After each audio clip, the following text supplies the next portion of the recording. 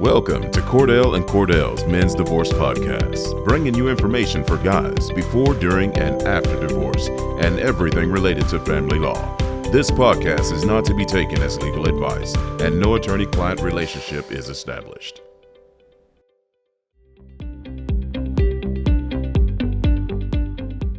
Welcome to the Men's Divorce Podcast. I'm Jason Lasser. I'm a management partner for Cordell Cordell out of our Pittsburgh, Pennsylvania office. I'm joined here today by Bill Phelan. Bill, why don't you introduce yourself? Hi, Jason. My name is Bill Phelan. I'm a litigation partner of our Philadelphia office. I've been with Cordell Cordell for about 10 years now. Also relevant to today's discussion. Also currently the chair of the Pennsylvania Bar Association's Disability Services Committee. I know we're going to be talking about that today. Okay, great. Before we get started, just a reminder that if you'd like to schedule a consultation with us, the number's on the bottom of the screen here. It's 866-DADS-LAW. That consultation can be virtual. It can be in person, in office, over the phone. Plenty of flexibility and options for you if you're interested in having a consultation with us. You can always just pop on the website at cordellcordell.com or call the number listed below. Like Bill said, we're going to be talking today about disability in divorce and custody proceedings. So in general, Bill, I think we'll start talking if a party has a disability and then maybe get into some topics later about if a child has a disability. But what are some of the primary concerns if a party has a disability in a custody or a divorce case? Yes, that's a very good question to ask right out of the gate, because it comes up in custody cases, whether you have a parent who has a temporary disability, something that might just be a hospitalization because of, let's just say cardiac arrest or, something that's not long lived, or it could be permanent. It could be some type of a mental health impairment that person's going to have to live with for the rest of his or her natural life.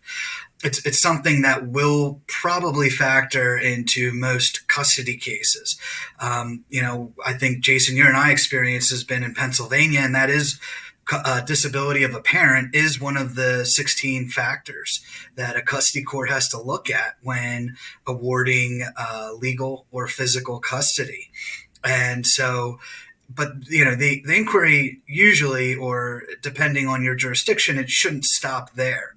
Just because a parent has a disability doesn't mean that the other parent has some type of a leg up, usually speaking, on the other parent. Courts should look at that impairment and do a further analysis as to whether that impairment impacts the welfare of the child or impacts the ability of that parent to care for the child. So they're going to have to usually drill down a little bit more and see where that rubber hits the road in the custody case and the ability to take care of the child. Yeah, we've run into these situations before, and I think it's just like anything when you come into a custody situation, whether you have a disability or something else that is, an obstacle for you to overcome in the custody litigation, is have a plan, right? Like, no going into it like, these are my limitations. Here's my plan to work around or with these limitations, and here's how I'm going to present it to the court. What about getting an expert involved? Is that something that you can do in a situation like this to either address or dispel the idea of a disability? Yeah, an expert might be a good idea depending on the facts of your case. And you can look at this from the point of view if you're the parent that has a disability or if the other parent has a disability.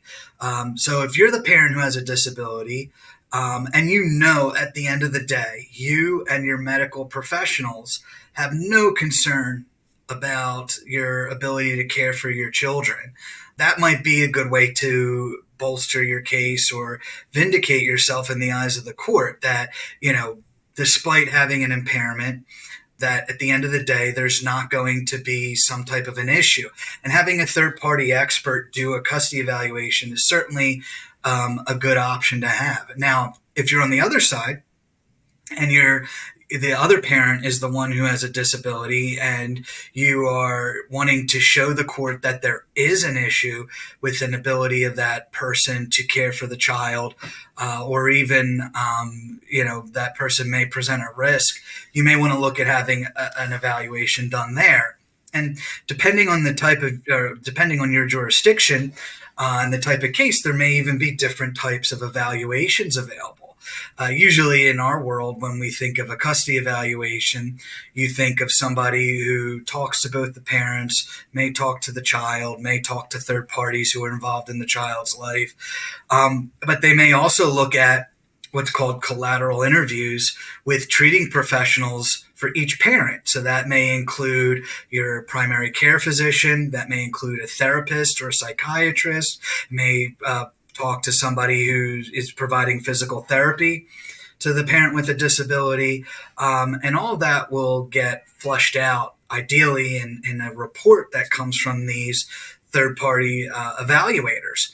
And it also, depending on your jurisdiction, there might be a type of evaluation that's done that is more particular towards the type of disability. So, for example, in Pennsylvania, we have psychological evaluations, which are very particular to just looking at mental health issues and whether the parent has the ability to parent based off of a range of, it could be anything from depression and anxiety to bipolar, schizophrenia, to personality disorders.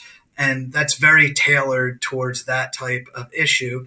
You also have, as another example in Pennsylvania, a safety risk evaluation, where they will look at, is that parent a risk to the child? And usually that's for more different types of disabilities.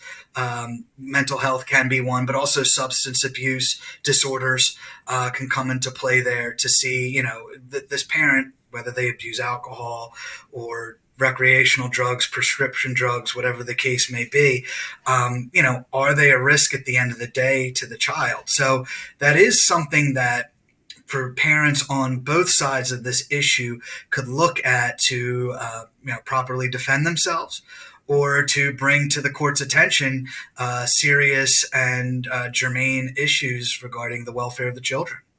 Yeah, so it sounds like, if I could summarize what you're saying, it sounds a bit like saying a party has a disability or claiming you have a disability is not impactful in a true sense related to custody. It's how is your custody time, how is your ability to supervise your child impacted by your disability, right? So it's not just you come in, you say, this person's disabled, here's their disability, let me show you the doctor's paperwork that we have, or whatever diagnosis there is. That's not enough. You have to go above and beyond and show this is actually how it's going to impact the child on a day-to-day basis. Is that fair? Yeah, that's exactly right. I mean, and that's one threshold. Even before that, there's a threshold of, is there an impairment to consider here? Custody cases are cases where both parties are not friendly with each other from the get-go. I mean, that's just a reality. If you're going to custody court, likely there's some type of disagreement, maybe even on the other end of that spectrum, animosity between the parents. And when you're in that type of an arrangement, that type of a scenario, allegations are made. And sometimes those allegations can be baseless. And a typical baseless allegation that we see in our line of work a lot is that the other side, to use improper vernacular, the other side's crazy. The other side, had a mental breakdown, is detached from reality.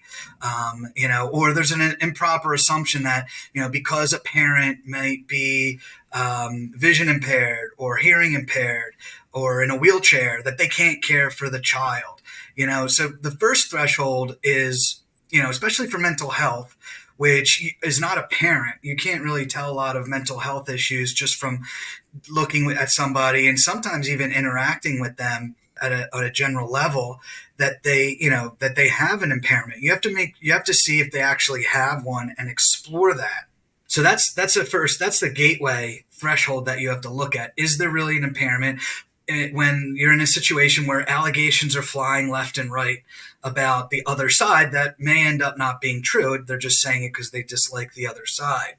And then the next step is the one that you made, and that's exactly right. Is does that impairment impact the ability of the parent to care for the child? And as we said, an evaluator might be something, at the very least, having legal counsel in your side, in your corner, who knows these issues, who knows how to navigate them with the judge and with the court, and how that particular court in your jurisdiction deals with those issues. It's invaluable. It's something that you need on your side.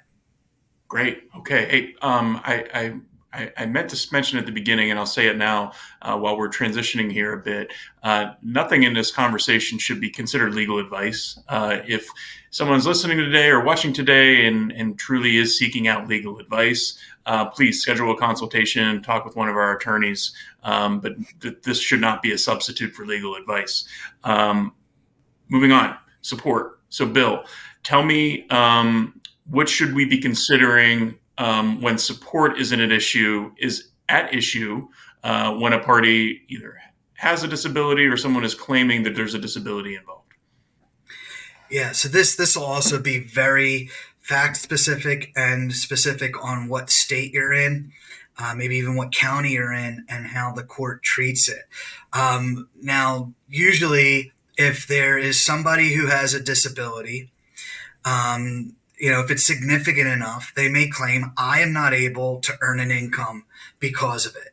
And that has direct implications on a support case, whether you're talking about child support or if the parties are going through a divorce and you're talking about spousal support or alimony.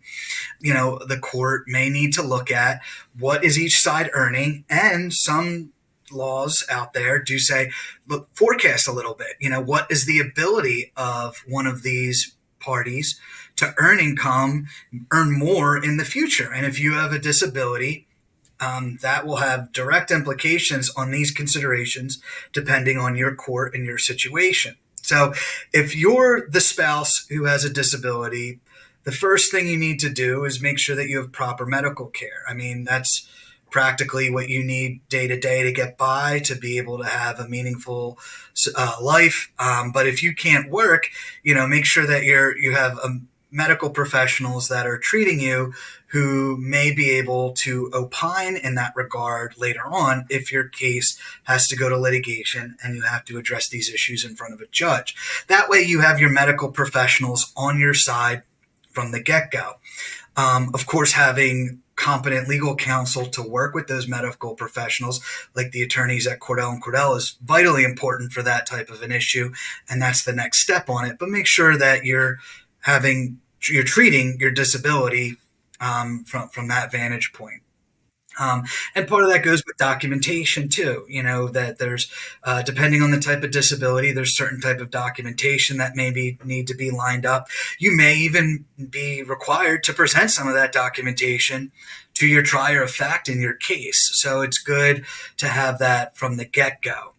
Now, if you're on the other side, and you think that, and the other side is making the claim that they're too disabled to work, you may need to have an attorney on your side to be asking the appropriate questions of the other side, and whether the disability does prevent that person from bringing in gainful income, from having a job, even if it's full-time. Can that person work full-time given their impairments, assuming that the impairments are actually there and prevent the person from working? So these are the initial questions that should be looked at when you're looking at a support case and a party is claiming they may not be able to work.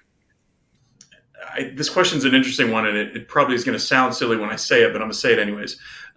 Is a person collecting disability payments proof of having a disability for support? So if someone comes to court, says, I can't work, I'm on disability, here's what I get each month from disability, this is the extent of my income, can you contest that? Yeah, that depends on where you're at, what state law controls on your case, and again, consulting an attorney to determine what if a state law controls and how it does is very, very important for that. I could say for Pennsylvania, the determination of a disability, if you're getting disability benefits, is usually going to be made by the Social Security Administration.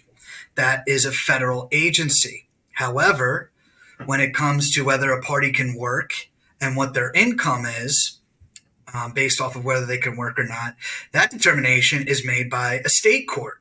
So those are two different courts that you're looking at, two different jurisdictions, two different types of authorities. And state court may not be beholden to what the federal Social Security Administration says as to that person, whether that person is disabled or not. So you have to make sure that you're looking at how your jurisdiction handles a determination by the federal Social Security Administration when you're talking about disability benefits. Assuming that the person is actually disabled and the court in your divorce or support case is coming down and saying, yeah, this person is disabled, they cannot work. Then what you're looking at is a situation where the benefits are going to be the income for that person. For example, under Pennsylvania law, Social Security disability benefits is income. It's the same as whether, as if you're getting a paycheck from your employer for your 9-to-5 job. It's considered the same, generally speaking, the same type of income, and it will be computed as such in your support guideline calculations. Thank you. I think that's a really good answer. And I really asked that question so I could get at this one, because I have seen this one before. What if someone is claiming they have a disability? So they're coming to support court. They're saying, I have a disability, I can't work, but they have not filed for Social Security disability. How do you approach that as a litigator in that situation? Yeah, if the other side's claiming that, you have to start asking some questions, because, those benefits there, it takes some effort to get disability benefits, but if you are truly disabled, why wouldn't you go for them? I mean, I hate to answer the question with the question, but that's the next question you have to ask if you're on the other side. If you are claiming that you are so disabled that you cannot work, then in theory, you should have a slam dunk case with the Social Security Administration. Even though those cases take time, but you should eventually get benefits, assuming your position is true. So why haven't you done it yet? So that is certainly some type of a question that you can raise. And of course, it depends who your trier of fact is. A lot of, where I practice, a lot of the triers of fact, whether hearing officers or judges, that's the next question out of their mouths when a party says, I'm too disabled to work. Have you applied for Social Security disability insurance, SSDI, or disability benefits? And if they haven't, you're sort of approaching that case a little more skeptically, and rightfully so. Yeah, that's interesting. I appreciate that answer. I think there's also an interesting interplay. I mean, we've talked about custody, we've talked about support, and I've had situations in the past with clients where either they or opposing party was saying, I'm disabled, I can't work. Usually in my jurisdiction, support comes before a custody determination, right? So they're in support court, they're saying, I can't work, I'm disabled, okay? I think sometimes you need to be careful with what disability, if you're not diagnosed and you're just saying you have an impacted earning capacity and possibly a disability, you need to understand the interplay that those statements have against whenever custody is filed, right? Because you could be setting yourself up to say, look, I can't work, but I'm fine to have custody, right? Like there's an interplay there that you got to be cautious of. Is that fair to say, Bill? Yeah, I think that point, Jason, is one of the biggest takeaways somebody watching here, listening here today could observe from this. And it's that tightrope to walk, where if you're a party who has a disability, you have to be careful on how you present your specific facts to the court, because the other side may easily say that, this person's too disabled to work, but not disabled enough where it impacts the safety and welfare of the children. And, having an attorney who knows what the factors are, both on the support side and the factors on the custody side, is extremely important in this. Because it's, I wouldn't say it's like threading a needle, but it is a tightrope to walk nonetheless. And it's something that can be done. You just have to do it with eyes wide open and be very careful about how you do it, to show that, yeah, I cannot work according to, this, again, as an example, Social Security Administration. I can't have a job and earning income according to them. But on the custody side, those impairments or shortcomings, they stop. They only go so far. And past that point, is where I'm still able to take care of the children. But in a custody analysis, that's also going to depend on other things like the age of the children. Because, if you have depending on your disability, there might be certain impairments that prevent you from caring for a child who is, let's say, an infant or a toddler versus a teenager. The older kids get, the more they are able to care for themselves. And there might be other considerations where your impairment is not applicable as the children get older, because the reality is they're able to care for themselves despite the parents' impairment. Okay, that's great, and I agree. You kind of got to be careful how you set up your case, and there's strategy involved, and it's why you should probably be consulting with an attorney about these types of things before you step foot into court, because you don't want to do irreparable harm to your position by making a statement that you can't back out of later on. So, good stuff there, Bill. We talked a lot about custody, talked a lot about support. This is a divorce podcast, so I'm going to ask the question. I think it's a limited one, but what impact does a disability have on a divorce? Yeah, so the first one we already spoke about, and that is, there's certain factor. The ability to earn income is the obvious one. And a lot of divorces, whether you're talking about how to divide the marital property versus alimony, they want to know, what are the parties earning now? And sometimes they may want to look at, what is their ability to earn in the future, get promotions, get advanced degrees and earn more that way. And if you have a disability, that is certainly going to come into play on that. Another aspect of all of this is that if you have a disability and you are a veteran of the armed services, we could do a whole other podcast on that, and I'm sure we have already. And that is, if you are disabled, you may be getting veterans benefits from another federal entity, the U.S. Department of Veteran Affairs. And that is under federal law not supposed to be divided as marital property, but it can be considered as income.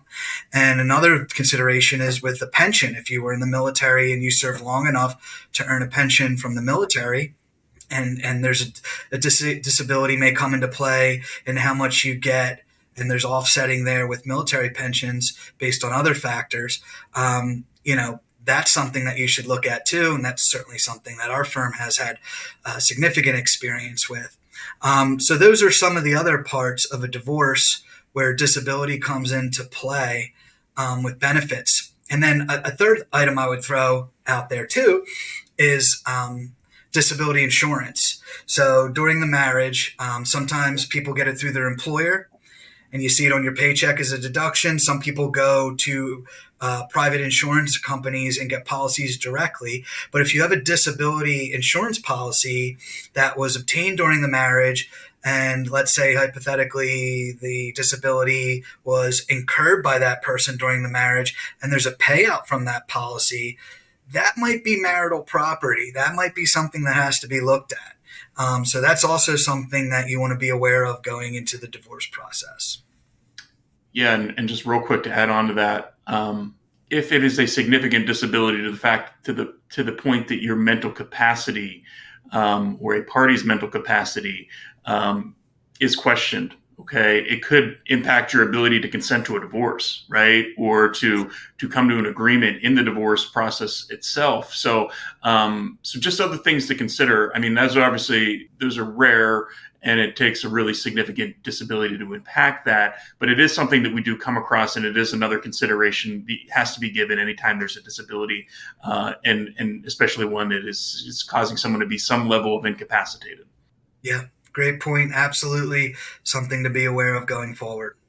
Okay.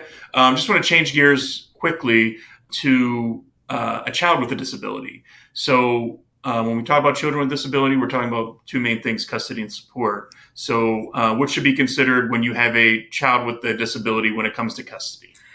I think for custody, there's two larger considerations that I've seen more often than others in my practice. And the first is a parent's ability to care for that child.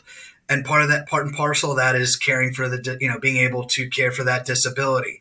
So, a parent has to make sure that, and it depends too on the severity of the disability. I mean, you could have a type of disability that, a parent should be aware of. A parent should be involved with the medical care and, how to treat it. And it could be something more simple, let's say, ADHD, and, making sure you're sitting with the child and going over homework every night. And there's certain, tactics that a parent can do to help a child with ADHD. But then you have a more on the other end of the spectrum. There might be a child that has a developmental disability, quadriplegia, something like that. And that's going to require a lot more attention, a lot more resources from a parent, and a lot more skill, frankly. And the court may look at that and say, which parent is able to care for this child with the disability. So that's one. The second is what is going in your custody order regarding a child with disability. Who gets to make decisions regarding medical care? Who gets to make decisions on education, especially if the child has what's called an individualized education plan, or IEP, which is from federal law. It's meant to provide accommodations for students with disabilities. Who gets to change therapists if the child is seeing a counselor or a therapist? Those are all important things that you need to consider and have in a custody order at the end of the day. Yeah, and if not in a custody order, these are things that are often litigated too, correct? If you can't come to an agreement, it is something that can be pushed forward to the court through litigation, correct? Yeah, if you're not agreeing on those points, then you definitely have to be ready to show that, I am the competent parent and I'm able to take care of this child with this set of disabilities, for example. Or you have to show the court why, parochial school may not be good as public school for this child because of the individualized education plan option. So there's certain things that you certainly have to be ready to talk about, maybe even sometimes before you have that first meeting with your attorney, to make sure that your attorney is aware of all of these issues. So all of these, items can be brought to his or her attention. So they're thinking about how to put your best foot forward in your custody litigation case. Great. Okay, so how does a child with a disability impact support? Yeah, so that it also, as I said before, that depends on your jurisdiction and how the law handles those types of situations, because a large consideration in this regard is going to be for costs for the child's medical care, let's say. If things are not covered by insurance and the child needs certain, let's say, a wraparound at home or at school, or needs expensive medication that is currently not covered under a copay type of deal, who's going to pay for it? And you also have to see if you have a child with who may have mental health impairments, is psychological and psychiatric costs covered in your child support order? Here in Pennsylvania, the default answer is no. And you have to either agree to cover those costs in a support order by allocation between the parents, or you have to have the judge order otherwise. So that's one aspect to consider. And then you also have to look at if the child has a disability that is severe enough, it may prevent them from being emancipated. So emancipated is a legal term which means where once the child is emancipated, they no longer require child support from both the parents. They're able to, on their own, earn or make a living of some sort where they no longer need child support of either parent. If a child has, for example, an IEP and they need education past the 12th grade or the high school level, the parents still may be obligated to pay support for a child who otherwise may have been emancipated in any other type of a typical case. So that's certainly something that you should consult with your attorney with to see how emancipation is handled where you have a child with more of a serious disability. Yeah, something that we've come across a decent amount, right? And it's something that's litigated pretty heavily because most assume that a child with that support terminates at 18 or graduation in Pennsylvania, whatever is the earlier to or the latter to occur. But then when there's a disability involved, there's a whole nother consideration to be made, and it's not just that cut and dry when a child turns 18. And so there are some things that you would need to look at through either litigation to have the order terminated or agreement with the parties. But it could add another layer of involvement by the courts to this process. Is that fair? Yeah, I think and you're hitting the nail on the head that every case is fact specific, and some of these cases may not be black and white. You're going to have gray area, and when you have gray area on these issues, these life issues, these significant life issues, these cases are the ones that are more likely than not to be headed to litigation. But as I said before, you have to make sure that you're bringing these issues to your attorney so they can apply your facts to your jurisdiction's law to put your best case forward. All right, Bill, this is great. Lots of good stuff here. I really appreciate you taking the time to talk to me today. A lot of information here today. If you need more information, you can visit our website, CordellCordell.com. If you have specific information you'd like to talk to an attorney about, you can schedule a consultation, 866-DADS-LAW. You can also schedule through the website. Consultation can be virtual, can be in person, can be over the telephone. Lots of options available for you if you have more questions. I want to thank everybody for today. And if you need anything, please hop on the website. There's lots of good stuff there for you to look through or have a consultation scheduled.